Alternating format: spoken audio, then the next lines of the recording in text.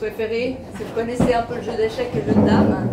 Et puis, je suis un joueur, en face de moi j'ai un autre joueur, et puis on commence la partie, et puis je vais déplacer un pion.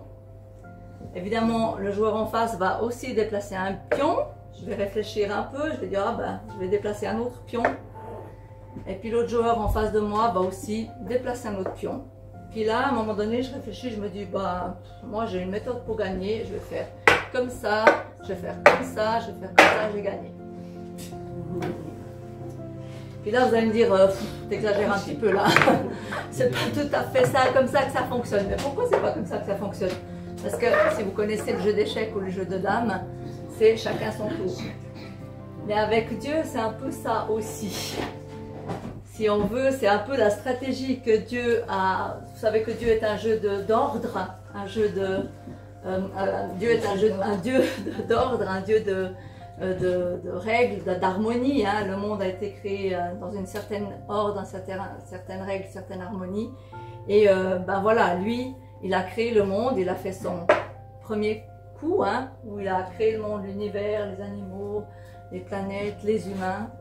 Et ensuite, il a laissé le tour à l'homme de jouer. Et l'homme, l'humain, a joué. Et forcément, c'était pas un bon jeu. Il a désobéi et il a péché par l'arbre. Hein. Et du coup, c'était un peu la galère. Et Dieu, dans sa grande bonté, il a amené à son tour un pion qui est le pion. Il a amené Jésus-Christ et il a fait son tour. C'est à qui de jouer maintenant. C'est à nous. Donc Dieu maintenant attend que ce soit notre tour de jouer pour pouvoir agir également. Voilà, comme ça se présente ce jeu d'échecs. Alors, si vous voulez, je pense que c'est important d'expliquer depuis le commencement. Alors, je prends un peu mes petites notes, hein, parce que c'est important de bien comprendre que si on veut un peu plus comprendre cela, c'est, imaginons que ceci est Dieu, donc il est rempli de petits T. Hein. Ça, c'est Dieu. Dieu a créé au départ l'humain, l'homme et la femme. Il les a créés dans un jardin, hein, dans un univers magnifique. Ils étaient les deux ouverts à Dieu et ils vivaient en harmonie avec Dieu. C'est même écrit dans la parole qu'ils marchaient avec Dieu, qu'ils parlaient avec Dieu. Et c'était magnifique.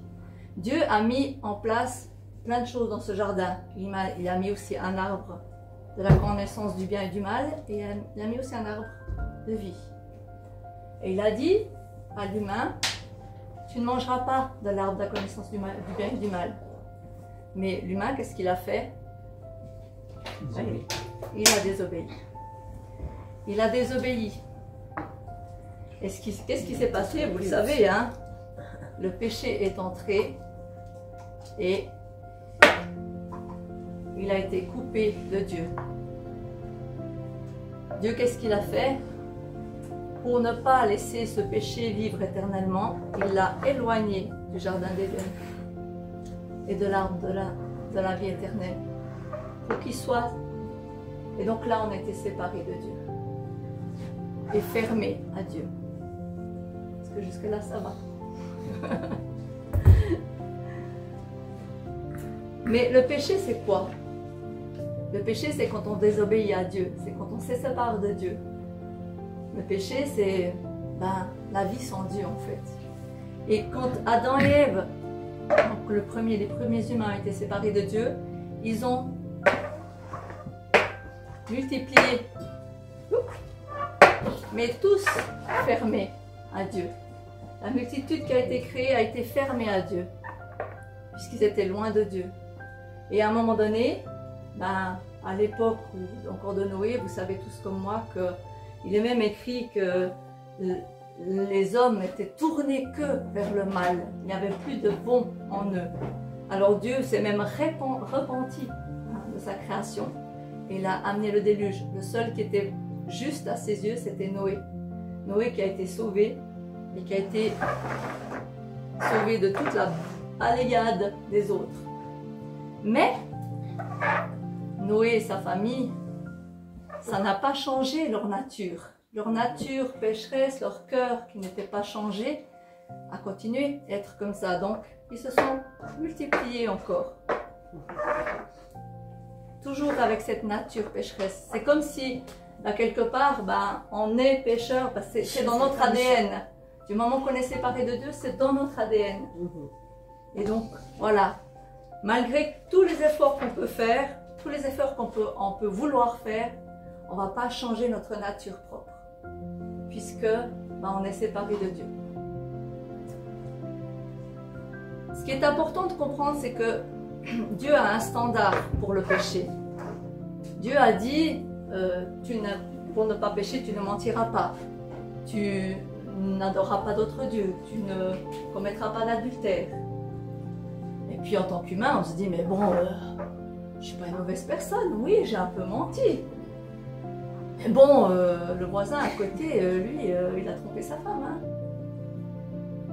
Celui qui trompe sa femme, il dit, oui, j'ai trompé ma femme. Mais bon, l'autre, là, celui que je connais, il a tué quelqu'un. Hein. Donc, si on se compare toujours aux autres, on se trouve toujours meilleur, on est toujours bon.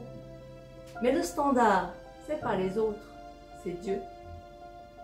Et Dieu, il a mis un standard très élevé. Il a mis un standard tellement élevé que même Jésus est venu mettre un standard encore plus élevé. Jésus a dit, non seulement tu commets un adultère en trompant ta femme, mais en regardant une femme avec envie, tu la trompes aussi. Tu commets aussi un adultère. Je prends un autre exemple, un mensonge. Enfin, tout est lié en fait à l'autorité. Si vous prenez par exemple le mensonge, ben, si tu racontes un mensonge à un enfant, les conséquences ne sont pas très graves. Hein. Il va un petit peu t'en vouloir, un petit peu pleurer, mais bon, finalement, ça va. Mais quand tu racontes un mensonge à ta femme ou ton mari, ben, qu'est-ce que tu risques? Tu risques un peu plus de, peut-être, séparation. Tu racontes un mensonge à ton patron, tu risques de perdre ton job tout d'un coup. Tu racontes un mensonge à un juge, tu risques d'aller en prison. Mais finalement, ça reste un mensonge. La gravité, c'est l'autorité. En fait, finalement, quand tu racontes un mensonge, tu pèches vis-à-vis de Dieu. Et lui, c'est l'autorité suprême. Donc la conséquence du péché, c'est quoi? La mort. Et on est toujours dans cet état de péché. Dieu est juste. Et même s'il nous juge par rapport à des actes comme un mensonge, il reste un bon juge. Pourquoi? Imaginez par exemple que vous créez un feu rouge. Vous dites, ouais, je suis pressé, il n'y a personne, allez, j'y vais. Et puis malheureusement là, il y avait des policiers à côté, ils t'ont arrêté, tu as créé un feu rouge. Tu peux dire, mais vous n'avez pas vu tous les feux verts que j'ai passés? Jamais, c'est la première fois. En attendant, tu es coupable de ce cas-là, ce feu rouge que tu as grillé. Et donc forcément, tu vas être jugé pour ce feu rouge. Même si tu as accompli plein de bonnes choses et que tu as toujours été droit dans ta circulation, etc. Un autre cas de figure, ta mère se fait tuer par quelqu'un, un alcoolique par exemple, qui était au volant et qui a renversé ta mère, ta soeur. Et devant le juge lui dit ouais, mais c'est vrai, finalement, vous avez toujours été bon, vous n'avez jamais fait d'infraction, vous avez toujours été nickel, allez, c'est pas grave, on laisse tomber, vous n'êtes pas jugé pour ça, vous êtes libéré. Est-ce qu'on va trouver ça normal? Non. Donc, Dieu a la même autorité dans ce cas de figure-là, dans ces cas de figure. C'est que du moment qu'on pêche contre Dieu, ben, il va nous juger sur ces péchés-là. Et même si nos actes sont merveilleux autour, on restera toujours aux yeux de Dieu des pécheurs parce qu'il y a cette nature et il y aura des mensonges, il y aura toutes sortes de choses. Mais vous allez me dire, mais bon, voilà, il y a des choses, c'est un peu morbide tout ça, enfin, c'est rude hein, comme histoire. Si les histoires se finissaient là, ce serait horrible. Mais non, l'histoire ne se finit pas là. Je vous rappelle qu'il y a le pion est arrivé, Jésus-Christ. Jésus est arrivé sur terre. Ouais, Dieu est un Dieu de justice. Donc la bonne nouvelle, c'est que Jésus est arrivé sur terre. Dieu a envoyé Jésus pour nous libérer du mal, pour nous délivrer de cette nature profonde. Il est venu sur terre et il est 100% homme, 100% Dieu. Il n'a pas de péché et donc il est venu et il s'est fait baptiser. Il est venu se faire baptiser, il a reçu le Saint-Esprit. Donc il s'est fait baptiser, c'est-à-dire qu'à un moment donné, il était de toute façon déjà ouvert à Dieu.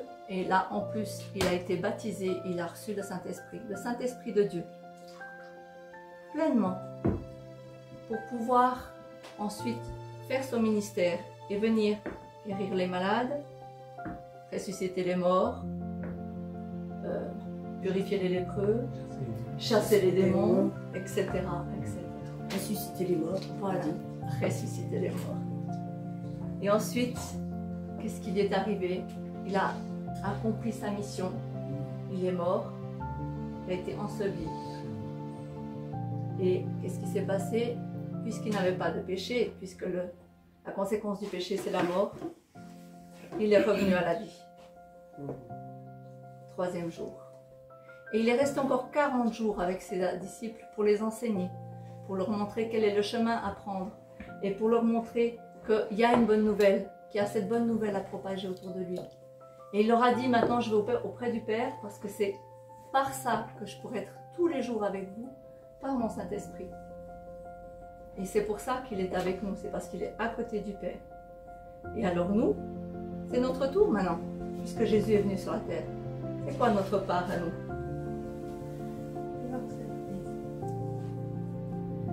Il attend de nous la repentance. À un moment donné, si on se répand, qu'est-ce qu'il va se passer? Il change notre cœur. Si on est dans la repentance, qu'on renonce à nos péchés, qu'on reconnaît nos fautes et qu'on renonce et qu'on décide de changer. Hein. La repentance, c'est changer de direction à 180 degrés. Il va venir chez nous, il va enlever notre cœur de pierre, qui n'est pas un cœur qui vibre, qui n'est pas encore un cœur rempli d'amour. Il va remettre un cœur de chair, qui est un cœur rempli d'amour, qui vit, qui vibre. Mais on est toujours fermé. Pour ça, il faut encore, à un moment donné, décider de se faire baptiser. Pourquoi? Parce qu'on va mourir, on va faire mourir notre chair. Et on va ressusciter avec Christ, pour la vie, avec lui. Et ensuite, on demande le Saint-Esprit. Et Dieu nous remplit de lui. Et qu'est-ce qu'on fait ensuite? On va ressusciter les morts. Si on avait... Non, je plaisante. On va chasser les démons, guérir les malades, ressusciter les morts, purifier les lépreux. C'est ce que Jésus nous a demandé. C'est ce que Jésus nous a commandé. Annoncer l'évangile. Annoncer l'évangile. Et par ces meurtrissures, nous sommes guéris. Donc, notre mission aujourd'hui, c'est de faire notre pas. C'est d'encourager les autres à faire leur pas aussi. Où en êtes-vous, vous, aujourd'hui? Est-ce que vous avez fait cette démarche? Est-ce que vous avez fait le pas? Est-ce que vous êtes rempli du Saint-Esprit? Si c'est le cas, vous avez Christ en vous et vous pouvez à tout moment faire ce qu'il a fait. Parce qu'il a dit dans sa parole, et c'est une promesse, je serai avec vous tous les jours jusqu'à la fin du monde. Et la partie qui vous dit quelles sont les preuves de ce que vous avez, vous êtes mes disciples, c'est dans Matthieu 16, 15 à 20. Je vous encourage à le lire régulièrement. Et cette promesse que Jésus nous a donnée est dans Matthieu 28, 20. Merci pour votre attention. Merci. Merci à vous.